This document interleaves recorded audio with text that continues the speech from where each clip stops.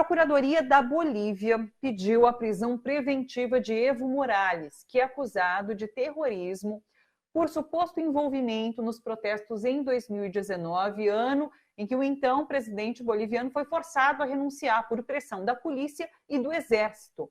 Desde então, desde dezembro, Evo está na Argentina como refugiado. Quem traz os detalhes e a análise dessa notícia para a gente é o sociólogo e escritor Legene Mirhan. Oi, Legene, tudo bom?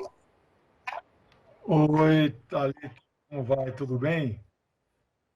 Tudo Então, obrigado certo, por mais uma Legene. vez. Podemos, então, mais uma vez, eu agradeço o convite para a participação. Num dia especial, né, com o Fernando Moraes, eu li todos os livros dele, fui amigo dele, fizemos campanha dele em 78, do antigo MDB, um grande cara, viu? Mas deixa eu dizer, nós temos hoje o tempo mais curto.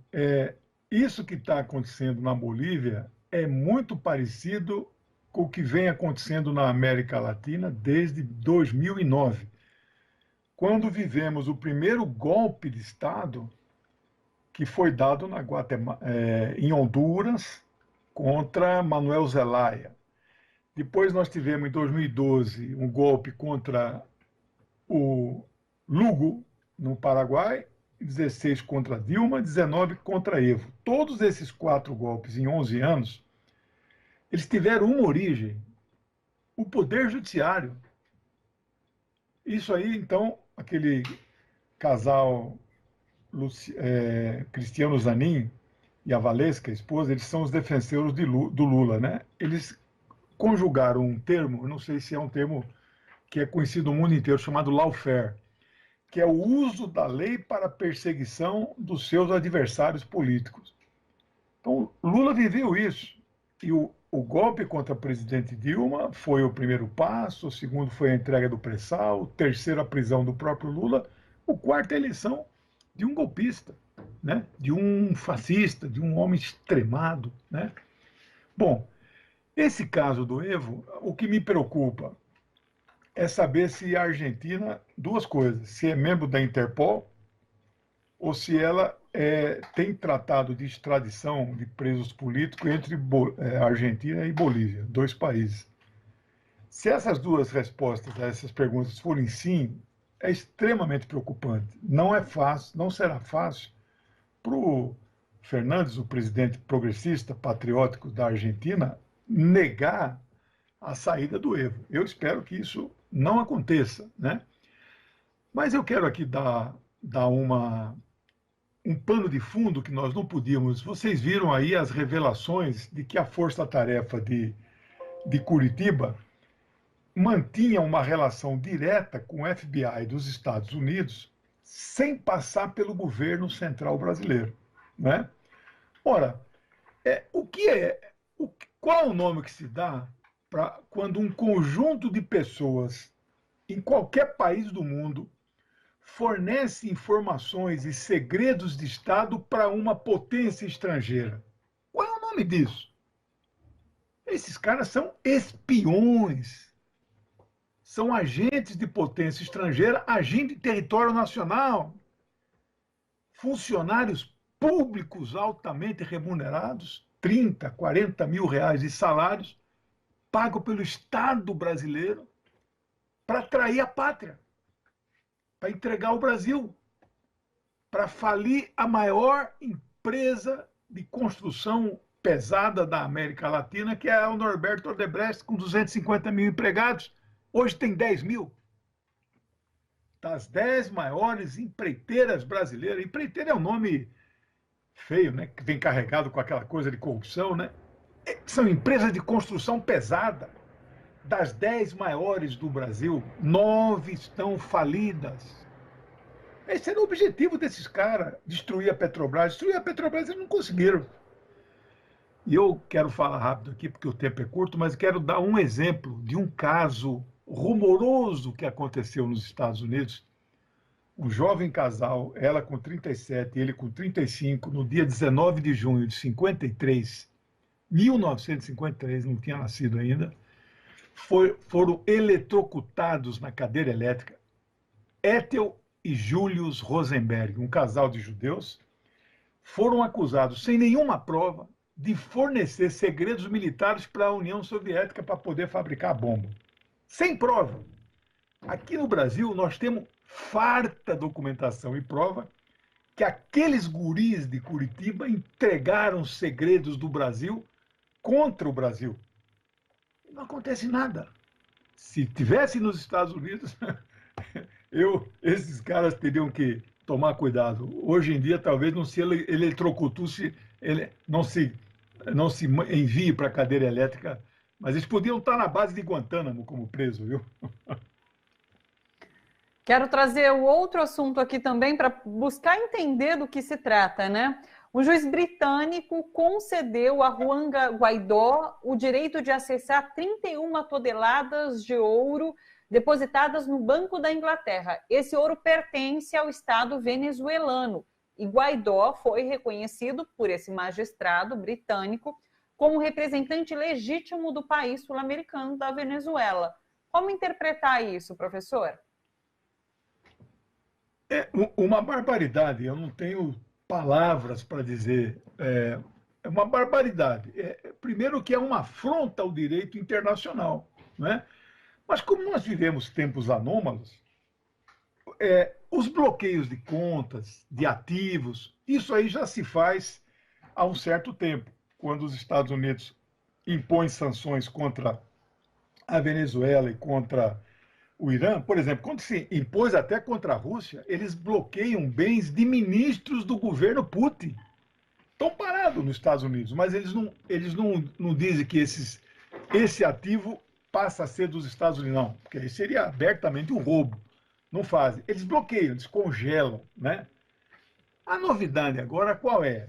Bom, primeiro que as reservas internacionais, países como o Irã e a Venezuela, que estão sob sanção do Império, eles evitam ao máximo, que às vezes nem conseguem fazer comércio em dólar. Então eles passam a fazer comércio em ouro. Aquele caso dos navios petroleiros, né, que nós já comentamos aqui, foram pagos pela Venezuela para o Irã em base de ouro, né? Então é comum que os países tenham reservas, não só em dólar, mas em ouro. E a Venezuela paga por ano para esse banco, eu agora não me recordo o nome do banco, paga para esse banco guardar pagam, o banco não paga nada para a Venezuela, porque não é dinheiro, não pode pagar juro, paga para uma taxa para guardar o ouro, seguro, tem um seguro, né? Portanto, uma operação comercial entre uma nação soberana com outra, com um banco de outra nação soberana, o banco inglês, City of London, né? Onde passa a maior parte do capital especulativo do mundo inteiro. A novidade por que esse juiz chegou a essa conclusão? Chegou a essa conclusão por um fato que nós já comentamos, acho que 3, 4 meses atrás, em janeiro de 2019, quando Donald Trump declarou que Nicolás Maduro não é mais o presidente da Venezuela, eleito com 67% dos votos, mas que o presidente da Venezuela é um obscuro deputado chamado Juan Guaidó. Quando Trump diz isso, né, portanto, ele passa a reconhecer alguém que ninguém sabe quem é e não reconhece alguém que era legítimo. Você sabe, no dia seguinte, 44 países do mundo reconheceram Guaidó presidente, inclusive França, Inglaterra e Alemanha, as grandes potências da Europa. Nesse dia, entre janeiro e 4 de fevereiro, aí as contas venezuelanas e esse ouro, 31 mil quilos de ouro, 10 bilhões de reais em dinheiro de hoje, 2 bilhões de dólares, como queiram, né? O governo da Inglaterra bloqueou, mas não tomou, né? Ou seja, não confiscou, digamos, não roubou descaradamente. Estão lá parados, né? O Irã tem dinheiro bloqueado nos Estados Unidos. Os Estados Unidos não diz que, olha, você perdeu esse dinheiro, agora esse dinheiro passa a ser meu. Isso seria roubo descarado. Ele fica congelado lá nos Estados Unidos, como ficou congelado o ouro na Inglaterra, né? Na ilusão de esperança de que um dia o governo do Irã possa não ser mais esse revolucionário, né, dos muçulmanos e, quem sabe, volte aquele Shah, né, pró-imperialismo estadunidense. É o sonho deles. Mas no caso da Venezuela, esses 2 bilhões de dólares em ouro, o que esse juiz fez? Falou, bom, já que estão aqui congelados mesmo, já que Nicolás Maduro não é mesmo o presidente da Venezuela, o juiz chegou à conclusão, né, seguindo a orientação de Trump e do governo Boris Johnson, né, eu vou dar esse ouro para o seu legítimo presidente da Venezuela, deputado Juan Guaidó. É uma barbaridade um acontecimento desse. Isso é um fato absolutamente inédito, né? Lembra quando aquele ator famoso brasileiro, Zé de Abreu, se declarou, se autoproclamou presidente do Brasil, né? Ai que um juiz aí fora reconheça ele o legítimo presidente e entregue para ele reservas brasileiras que estão aí em contas no exterior, né? Isso é uma anomalia no direito internacional, né? Eu só queria aqui relembrar um episódio histórico. Isso é um ato de pirataria internacional, que na época do século XVI levava o nome pomposo de corsários. Os piratas ingleses não eram chamados de piratas, eles eram corsários, né? Vem de corso, havia um corso, havia uma carta em nome de Sua Majestade que os autorizava a saquear qualquer navio nos mares do mundo em nome de Sua Majestade. Corsários. O que é esse ato que esse juiz fez neste exato momento? Roubou 31 mil quilos de ouro do povo venezuelano. Isso é um ato de pirataria, mas praticado por corsário, porque eles são ingleses, né? Ó, a gente passou pela Bolívia, Venezuela, agora a gente vai para a China, mas é muito interessante como tem o dedinho dos Estados Unidos em tudo que a gente fala, né? As notícias agora são sobre exercícios militares no Mar do Sul da China. A China organizou um grande exercício militar e dias depois os Estados Unidos lançaram daí o seu exercício militar e pela primeira vez em 6 anos destacaram 2 porta-aviões para esse exercício. Até engasguei. É uma medição de forças entre China e Estados Unidos, professor? Não tem a menor dúvida. Medição de forças, provocações e pode acontecer, eu espero que não. Terceira guerra não vai acontecer. Primeira coisa que meus alunos perguntavam, vai ter a terceira guerra, professor? Não vai, né? Mas pode acontecer um disparo. Pode acontecer e pode acontecer um conflito localizado. E aí eu quero aqui dar uma pequena explicação. Você falou 2 porta-aviões que se somaram a um que já estava lá. Então, nós estamos falando de 3 porta-aviões, o Nimitz, que é o primeiro que deu o nome da classe Nimitz, que é o primeiro porta-aviões nuclear dos Estados Unidos. Isso já tem aí uns 15, 20 anos que ele entrou em operações, mas é moderníssimo. Esses porta-aviões são produzidos para durar 50 anos, né? Aí depois mandaram lá o Roosevelt, mas não o Franklin, né? É o Theodore, que é um presidente reacionário, e mandaram o Ronald Reagan, né? Que merece um porta-aviões porque é um presidente de extremíssima direita. Esses 3 juntos, cada um leva 90 aviões, são 270. Maior que a Força Aérea da maioria dos países do mundo. 270 em cima do convés desses 3 porta-aviões. Cada um leva 6 mil marinheiros. São 18 mil. Do lado deles, tem 15 navios, destroyer, contra-torpedeiros, submarinos, fragatas, que tem mais ou menos aí uns 20, 22 mil. Ou seja, nós estamos falando de 18 grandes navios, 3 porta-aviões e mais 15 entre submarinos também nucleares, e 40 mil soldados. Fazendo o que no Mar do Sul da China? Né? O Mar do Sul da China é o mar soberano da China. É o mar territorial chinês. Tem alguns artigos que eu leio, ou vídeos desses canais militares que eu acompanho muito. Eles dizem assim, não, ali tem Malásia, ali tem Brunei, ali tem Vietnã, ali tem Taiwan. Mas como assim tem Taiwan? Taiwan não é um país. Taiwan é território chinês. Então, as águas do lado da ilha de Taiwan são águas de mar territorial chinês e tem a soberania claramente definida, né? Muito bem. O que eles acusam a China de estar fazendo, né? A China, de fato, está fazendo a ocupação de ilhas e atóis, né? O atol não é uma ilha propriamente, né? Não tem pessoas que moram no atol, né? A China está transformando algumas ilhas desabitadas e atóis em ilhas artificiais, onde tem lá instalações governamentais, observatórios, bases militares. Ela não esconde isso. Bases de aviões, né? Porque é um mar tão grande que às vezes você precisa, né? Outro dia vi uma reportagem por que os pilotos têm medo de atravessar o Oceano Pacífico, né? Que é lá, né? Por quê? Porque é um oceano maior e não tem lugar, se tiver uma pane de um avião, né, a 10 mil metros com 600 passageiros, onde é que ele aterriza? Então a China está fazendo alguns aeroportos nessas ilhas, mas ela reivindica a sua soberania.